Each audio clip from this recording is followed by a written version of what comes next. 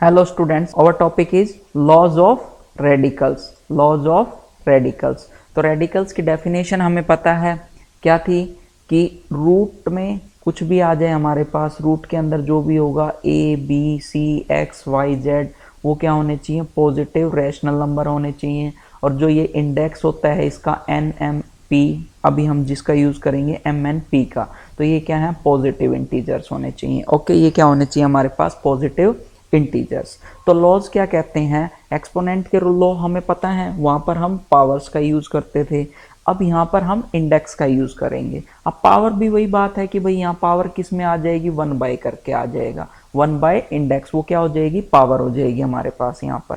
ठीक है, तो हम फर्स्ट की बात करते हैं ए क्या कहता है हमारे पास कि भाई nth रूट ऑफ ए की होल पावर n, तो उसको हम क्या लिख सकते हैं, ए लिख सकते हैं। ठीक, इसका एक एग्जांपल मान लेते हैं हम। ए में एग्जांपल, ए की वैल्यू हमने क्या एज्यूम की, ए की वैल्यू हमने एज्यूम कर ली 4। ठीक है, ए हमने एज्यूम किया 4, तो ये 4 को और n की वैल्यू मैंने एज्यूम कर ली 2। ठीक, तो यहाँ पे 2 लिखने की तो जरूरत ही नहीं होती क्योंकि ये रूट 4 बोल दिया तो स्क्वायर रूट ही निकालना है हमें। तो इसकी होल पावर हमारे पास क्या है, n की वैल्यू क्या एज्यूम किया था 2, तो ये किसके इक्वल आना चाहिए, इस लॉ के अकॉर्डिंग हमारे पास ये किसके इक्वल आना चाहिए, 4 के इक्वल आना चाहिए। ओके, तो अब हम देखते हैं कि लेफ्ट हैंड साइड प्रूव करके देखें इसको क्या आएगा। अगर हम सॉल्व करें तो लेफ्ट हैंड साइड क्या होगी हमारे पास, रूट 4 क्या होता है 2, तो 2 टू द पावर क्या आ गया हमारे पास 4। और राइट हैंड साइड में भी क्या है, राइट हैंड साइड भी क्या है 4, तो left hand side is equal to क्या हो गया हमारे पास, राइट हैंड साइड। तो फर्स्ट लॉ हमारे पास प्रूव हो गया।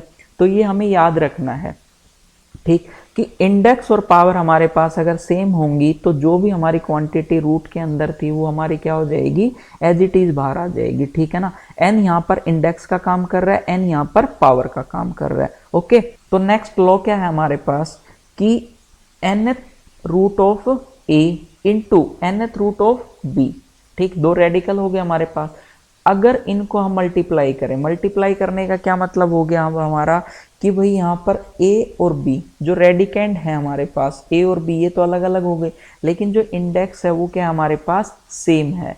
तो जब इंडेक्स सेम है और रेडिकेंड अलग अलग हैं तो हम डायरेक्ट रेडिकेंड को क्या कर देंगे, मल्टीप्लाई कर देंगे। हम डायरेक्ट रेडिकेंड को क्या कर देंगे, मल्टीप्लाई कर देंगे। अकॉर्डिंग टू दिस लॉ क्या कहता है, a को एज्यूम कर लिया मैंने क्या 4, ठीक, और n को क्या एज्यूम किया है 2, तो रूट 4 इंटू रूट बी को एज्यूम कर लिया मैंने 9।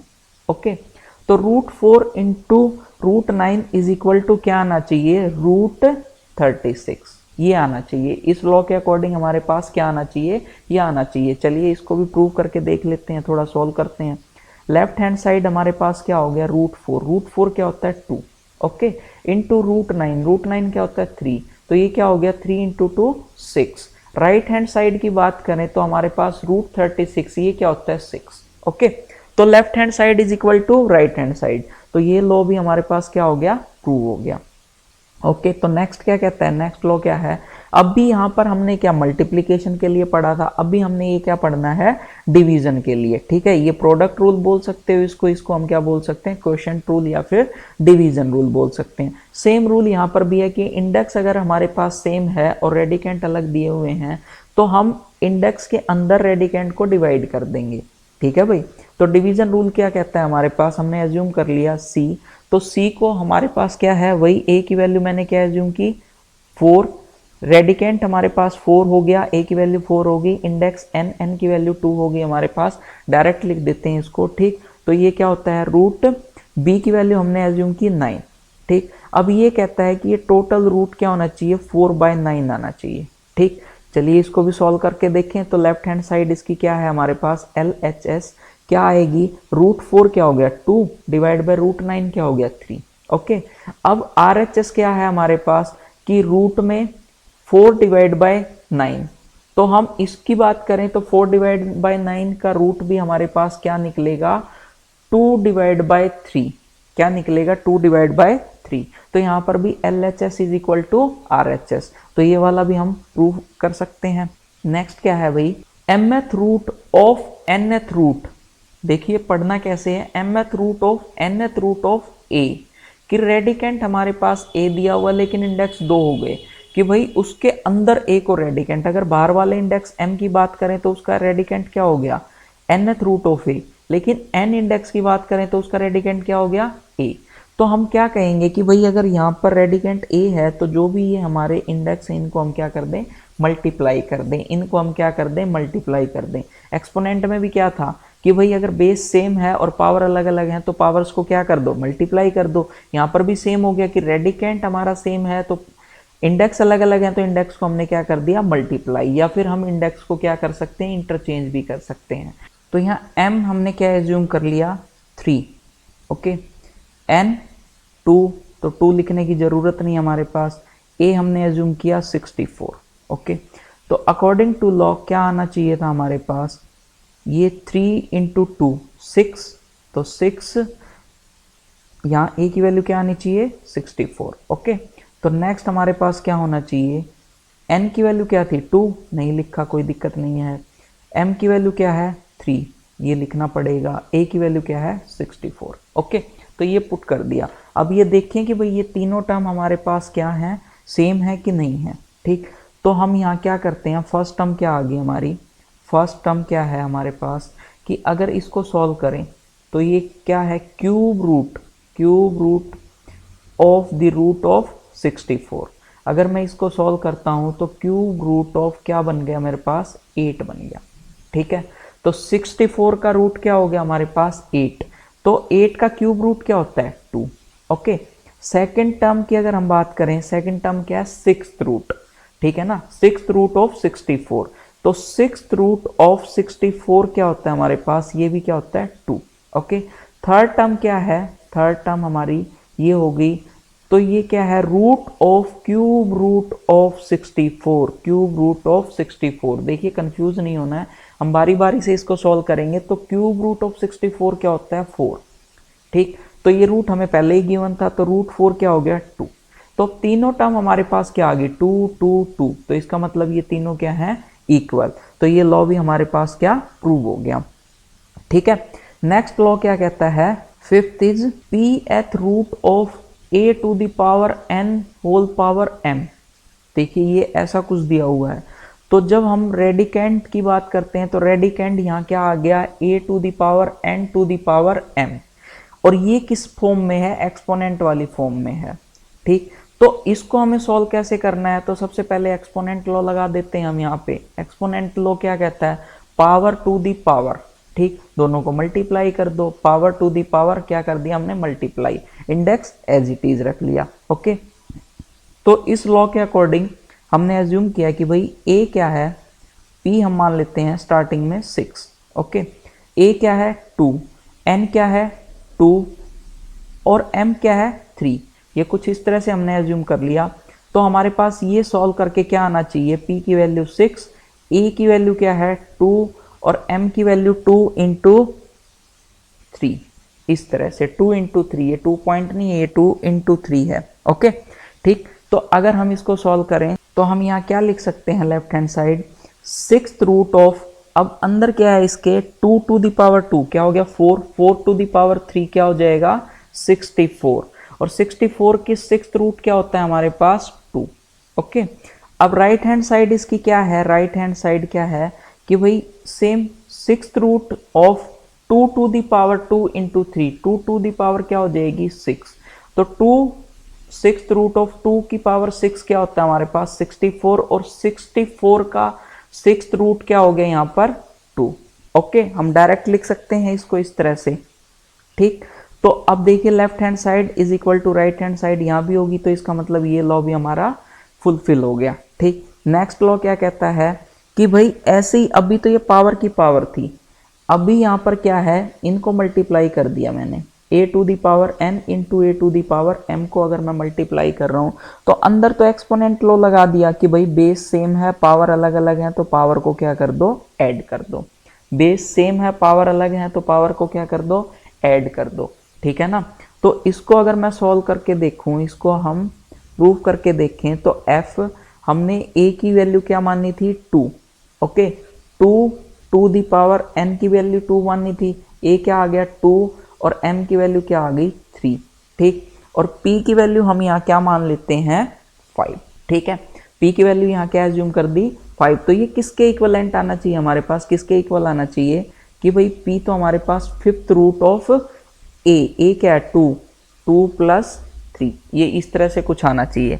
तो यहाँ मैं क्या कर लेता हूँ, लेफ्ट हैंड साइड हमने सॉल्व की जब, तो लेफ्ट हैंड साइड में जब सॉल्व किया तो यहाँ क्या हो जाएगा, fifth root of 2 to the power 2 क्या हो गया 4 इंटू 2 टू द पावर 3 क्या हो गया 8। ओके, तो यहाँ क्या आ गया फिफ्थ रूट ऑफ 32, और 32 का फिफ्थ रूट क्या होता है हमारे पास 2। ओके, अब राइट हैंड साइड की बात करते हैं, तो राइट हैंड साइड में हमारे पास क्या आ गया, fifth root of 2 to the power 2 प्लस 3, 2 टू द पावर क्या हो गया 5 हो गया। ठीक है, 2 टू द पावर क्या हो गया 5। अब इसमें या तो मैं फर्स्ट लॉ को कंसीडर कर लूं यहाँ पर, ठीक है, यहाँ पे या तो मैं फर्स्ट लॉ को कंसीडर कर लूं कि फर्स्ट लॉ यही तो कहता है कि भाई अगर 2 की पावर 5 है और उसका इंडेक्स भी 5 है तो हम डायरेक्ट क्या लिख सकते हैं 2। ठीक, या फिर अगर मैं इसको सॉल्व करूं तो वही आ जाएगा हमारे पास क्यूब रूट ऑफ 5, 2 की पावर 5 क्या है 32, और 32 का फिफ्थ रूट क्या होता है हमारे पास, फिफ्थ रूट क्या होता है 2, तो left hand side is equal to right hand side, तो ये फर्स्ट लॉ भी यहाँ पे क्या हो गया प्रूव हो गया। ओके, बात समझ में आ गई, एक बार फिर से इसको रिवाइज कर लेते हैं। ठीक है, देखिए फर्स्ट लॉ क्या कहता है, अगर पावर और इंडेक्स सेम है तो जो रेडिकेंट होगा वही हमें मिलेगा। ओके, कर सकते हैं। अच्छा भाई, सेकंड लॉ क्या कहता है कि भाई अगर हमारे पास इंडेक्स सेम है और दो रेडिकेंट अलग अलग हैं, उनको हम मल्टीप्लाई कर रहे हैं। ठीक है, दो रेडिकल्स हो गए हमारे पास, दो सर्ड्स हो गई कौन कौन सी, लेकिन दोनों सर्ड्स की हमारे पास इंडेक्स सेम है तो हम उसको डायरेक्ट मल्टीप्लाई कर सकते हैं, इंडेक्स उसका चेंज नहीं होगा, डायरेक्ट मल्टीप्लाई कर सकते हैं। इसी तरह से हम डायरेक्ट उसको क्या डिवाइड कर सकते हैं। ठीक है ना, इनका वाइस वर्सा भी पॉसिबल होता है हमारे पास। ठीक, अब डी क्या कहता है, फोर्थ लॉ क्या है हमारे पास कि भाई कोई भी रेडिकेंट है अगर उसके दो बार इंडेक्स दिए हुए हैं हमारे पास, ठीक, जैसे कि हम इसको पढ़ेंगे कैसे, mth root of nth root of a। ठीक, तो ये इंडेक्स जो है हमारे पास, अब रेडिकेंट तो एक ही है तो ये इंडेक्स हमारे पास क्या हो जाएंगे, मल्टीप्लाई हो जाएंगे, या फिर हम इनको इंटरचेंज भी कर सकते हैं। ठीक, अच्छा भाई, सिक्स्थ लॉ क्या कहता है हमारे पास कि भाई अगर रेडिकल में अगर हमारे पास रेडिकेंट कुछ इस तरह से गिवन है कि a to the power n की होल पावर m। ओके, तो ये हमारा एक्सपोनेंट टाइप कुछ हो गया, तो एक्सपोनेंट में क्या पावर्स को हम क्या कर देते थे मल्टीप्लाई। ठीक, तो ये सिक्स्थ रूल हो गया। सेवंथ रूल में क्या है कि भाई रेडिकल हमारे दिया हुआ है तो रेडिकल में दो हमारे एक्सपोनेंट दिए हुए हैं। ठीक, a to the power n into a to the power m, और जब एक्सपोनेंट में हमारे अगर बेस सेम है और पावर्स अलग अलग हैं तो हम पावर को क्या कर देते हैं, ऐड कर देते हैं। तो ये लॉ ऑफ रेडिकल्स हैं, इसको ध्यान रखना है। ठीक है, तो लॉ ऑफ रेडिकल्स के बेस पे हमारे पास बहुत इंपॉर्टेंट क्वेश्चंस होते हैं। ठीक है ना, जो ओलंपियाड्स वगैरह में, एनटीएससी में, या फिर आपके बोर्ड एग्जाम में भी काफ़ी इंपॉर्टेंट होते हैं। नेक्स्ट इज, ये क्वेश्चन है, एक क्वेश्चन करके देखते हैं हम इसी पे कि the product of square root of क्या है, स्क्वायर रूट। देखिए अब थ्योरी में लिखा हुआ है ये, product of square root of X with the cube root of X. ठीक, अभी 1 मिनट के लिए आपको फटाफट इसको सोल्व करना है। ठीक है, पॉज करके सोल्व कीजिए। ठीक, चलिए फिर अब हम बात करते हैं कि भाई square root of X with the cube root of X. अब देखिए यहाँ पर, तो इसके अंदर हमें क्या गिवन है, रूट एक्स या स्क्वायर रूट ऑफ एक्स, ऐसे बोलते हैं क्यूब रूट ऑफ एक्स। अगर हम इनको मल्टीप्लाई करें तो हमारे पास रिजल्ट क्या आएगा, या तो भाई आपको लॉज ऑफ रेडिकल्स डायरेक्ट याद हो तो हम डायरेक्ट उसको अप्लाई कर सकते हैं, अगर वो आपको याद नहीं है तो एक्सपोनेंट के लॉ तो बहुत ईजी होते हैं, वो तो सबको याद होंगे। ठीक, तो इसको हम एक्सपोनेंट में कन्वर्ट कर लेते हैं। तो एक्सपोनेंट में कन्वर्ट करने के लिए हम एक्स को यहाँ क्या लिख सकते हैं, X to the power 1/2 into ये क्या लिख सकते हैं, एक्स टू द पावर 1/3। अब देखिए एक्सपोनेंट में क्या कहता है कि भाई अगर बेस सेम है और हम मल्टीप्लाई कर रहे हैं तो पावर्स क्या हो जाएंगी, ऐड हो जाएंगी। तो बेस क्या है x, तो पावर्स क्या थी 1/2, इनको हमने क्या कर दिया, ऐड कर दिया। ठीक, तो x टू द पावर हमारे पास क्या आ जाएगी, ये हम एलसीएम लेंगे तो हमारे पास क्या आ गया 6, 3 + 2, इस तरह से ये तो कर लोगे ना। तो x टू द पावर हमारे पास क्या आ गई 5/6। ठीक, तो अब ये आंसर क्या आ गया हमारे पास 5/6। इसको कैसे बोलेंगे हम कि भाई x टू द पावर 5 और उसका रूट 6, उसका 6th रूट। ठीक है ना, तो हम क्या बोलेंगे 6th root of 5th power of x। तो ऑप्शन बी इज करेक्ट। अब देखिए यहाँ ऑप्शन बी आया, लेकिन अब कुछ बच्चों का आया होगा सिक्स्थ रूट ऑफ एक्स।